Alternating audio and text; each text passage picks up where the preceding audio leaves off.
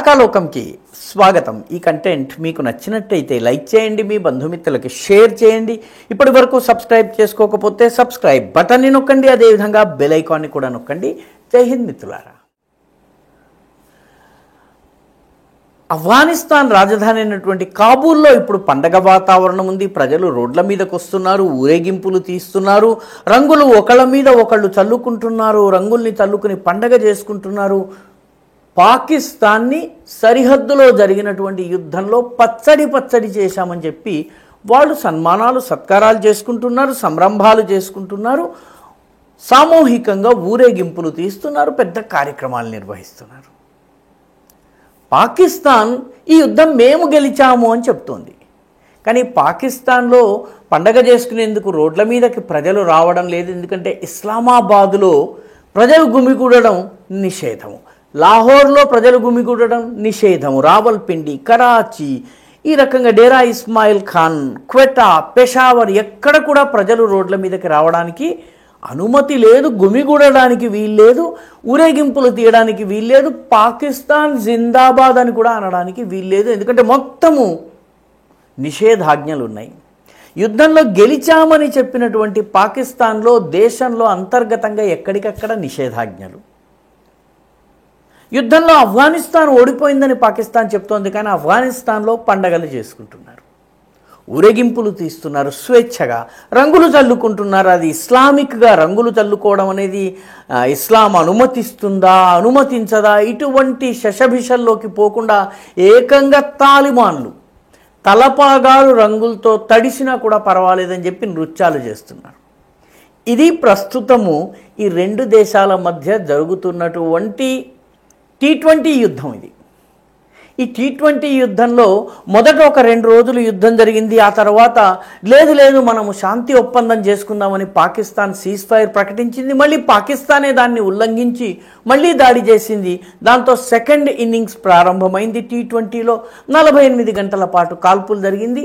48 గంటల కాల్పుల తర్వాత మళ్ళీ పాకిస్తాన్ చేతులు ఎత్తేసింది. ఇక చాలు. అంటే పాకిస్తానీ సైన్యానికి బాగా వచ్చినటువంటి విద్య 2. దానికి వచ్చినటువంటి విద్యలు 2. ఒకటి, ఏ శత్రువైనా తుపాకీ చూపించి వచ్చి నిలబడి పోరాటానికి దిగితే సరెండర్ కావడం అనేది పాకిస్తాన్కి తెలిసినటువంటి మొట్టమొదటి విద్య, సైన్యానికి తెలిసినటువంటి విద్య. వన్ ఆఫ్ ద బెస్ట్ ఆర్మీస్గా చెప్పేటటువంటి పాకిస్తానీ ఆర్మీకి. రెండవ బాగా తెలిసిన విషయం ఏంటంటే, గురి చూసి కాల్పులు జరిపినప్పుడు అవి సైనికులకు తగలవు, వాళ్ళ ట్యాంకులకి తగలవు, వాళ్ళ విమానాలకి తగలవు, పసిపిల్లలకి, ముసలి వాళ్ళకి, పరుగులు తీయలేనటువంటి ఆడవాళ్ళకి, ఇటువంటి గ్రామాల్లో ఉన్నటువంటి అమాయకులకి, యుద్ధానికి ఆమడల దూరంలో ఉన్నటువంటి వాళ్ళకి మాత్రమే తూటాలు తగులుతాయి. పాకిస్తాన్ ఇది మాత్రమే చేయగలుగుతుంది. తాజాగా పాకిస్తాన్ ఇప్పుడు అతిపెద్ద సమస్య ఏంటంటే, ఆఫ్ఘనిస్తాన్ సరిహద్దులో ఉన్నటువంటి స్పిన్ బోల్డాక్ కావచ్చు, తోర్ఖం కావచ్చు, చమన్ కావచ్చు, ఇవన్నిటినీ మూసేసింది. ఈ సరిహద్దు రాకపోకల చెక్ పోస్టులన్నింటినీ మూసేసింది. కానీ ఆఫ్ఘనిస్తాన్ సైన్యము 30కి పైగా పాకిస్తానీ చెక్ పోస్టులను ఆక్రమించేసుకుని తగలబెట్టేసింది. ఆ సైనికుల్ని బందీలుగా తీసుకెళ్ళింది. పాకిస్తాన్ నుంచి ఆక్రమించుకున్నటువంటి, చేజిక్కించుకున్నటువంటి ట్యాంకులను కాబూల్ పట్టణంలో ఊరేగింపుగా తీసుకెళ్తోంది. ఈ ఊరేగింపు తాలూకు వీడియోలు ఇప్పుడు ఇంటర్నెట్లో ఎక్కడ పడితే అక్కడ లభ్యమవుతున్నాయి. పాకిస్తానీ ట్యాంకులను పట్టుకుని కాబూల్ వీధుల్లో ఊరేగించడం జరుగుతోంది.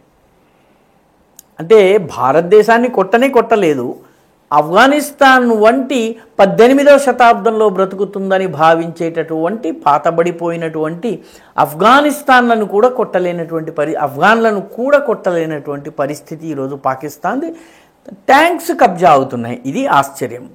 పాకిస్తాన్ అంతర్గతంగా కూడా సమస్యలను ఎదుర్కొంటోంది. ఈ సమస్యల విషయంలో 2017-18 సమయంలోనే అప్పుడు ఉన్నటువంటి హిలరీ క్లింటన్ చెప్పింది, నీ పెరడ్లో పొరుగువాడి ఇంట్లోకి ఆక్రమణ చేయడం కోసం పాముల్ని గనక పెంచితే ఆ పాముల్లో ఏదో ఒకటి నిన్ను కాటేయక మానదు. కానీ పాకిస్తాన్ తనని తాను పాముల్ని ఆడించేవాడు, బూరా ఊదేవాడుగా భావించుకుంది. నేను ఇలా ఊగుతుంటే నా నాగస్వరానికి ఈ పాములన్నీ కూడాను, ఈ ఇస్లామిక్ ఉగ్రవాద పాములన్నీ నాట్యం చేస్తాయనుకుంది. కానీ ఈ బూరా సరిగ్గా ఊదలేకపోతోంది.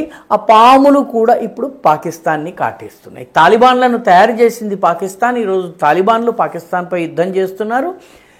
తహరీకే తాలిబాన్ పాకిస్తాన్ ఈరోజు పాకిస్తాన్ పైనే దాడి చేస్తుంది. అది ఖుర్రంలో కావచ్చును, బన్నులో కావచ్చును, ఖైబర్ పఖ్తూన్ఖవాలోని వివిధ ప్రాంతాలలో గత 2-3 రోజులుగా అంతర్గత దాడులు పెరిగినాయి. వీటిని తట్టుకోలేకపోతున్నది పాకిస్తాన్. తమాషా ఏంటంటే వీళ్ళందరినీ పాకిస్తాన్ పేరు పెట్టింది ఏంటంటే ఫిత్నా అల్ ఖవారిజ్ అనేటటువంటి పేరు పెట్టింది. ఫిత్నా అల్ ఖవారిజ్ అంటే తిరుగుబాటు చేసి వేరే మార్గానికి వెళ్ళిపోయినటువంటి వాళ్ళ మూక అన్నటువంటి అర్థం వస్తుంది. అటు బలూచిస్తాన్లో కూడా దాడులు జరుగుతున్నాయి పాకిస్తాన్కి. అక్కడ కూడా తిరోగమనమే సైన్యానికి. అక్కడ ఉన్నటువంటి ఉగ్రవాదులకి పాకిస్తాన్ పెట్టినటువంటి పేరేంటంటే ఫిత్నా అల్ హిందుస్థాన్. హిందుస్థాన్ యొక్క ప్రాక్సీలుగా పనిచేస్తున్నటువంటి ముఠా. పేర్లు ఏమన్నా పెట్టుకోవచ్చు కానీ పాకిస్తాన్కి మాత్రము ఘోరమైనటువంటి పరాజయం జరుగుతోంది. ఇదంతా జరుగుతుంటే దేశంలో అంతర్గతంగా ఇంత యుద్ధం ఇదంతా జరుగుతున్న సమయంలో అటు ఆసిమ్ మునీర్ కానీ ఇటు షెబాజ్ షరీఫ్ కానీ విదేశాల్లో డొనాల్డ్ ట్రంప్ని ప్రశంసిస్తూ ప్రసంగాలు ఇస్తూ తిరుగుతున్నారు. డొనాల్డ్ ట్రంప్ని ప్రశంసిస్తూ ఉంటే ఇక్కడ ఆఫ్ఘన్లు వచ్చి కొట్టి వెళ్ళిపోతున్నారు. దాని గురించి మాట్లాడి అసలు దీన్ని ఎలా అంతం చేయాలన్నటువంటి చర్చ పాకిస్తాన్ చేయటం లేదు. ట్రంప్ని పొగిడినట్లయితే ఆయన ఏదో డాలర్లు విదిలిస్తారు, మనం బాగుపడచ్చు అన్నటువంటి ఒక విచిత్రమైనటువంటి ధోరణిలో పాకిస్తాన్ ఉంది. మొత్తం మీద పాకిస్తాన్కి భయంకరమైనటువంటి తిరోగమనం అన్ని చోట్ల జరుగుతోంది. మీకు నచ్చినట్టయితే లైక్ చేయండి, షేర్ చేయండి, ఈ ఛానల్కు సబ్స్క్రైబ్ చేయండి. మీ అభిప్రాయాన్ని కమెంట్ల రూపంలో తప్పనిసరిగా పంపించండి.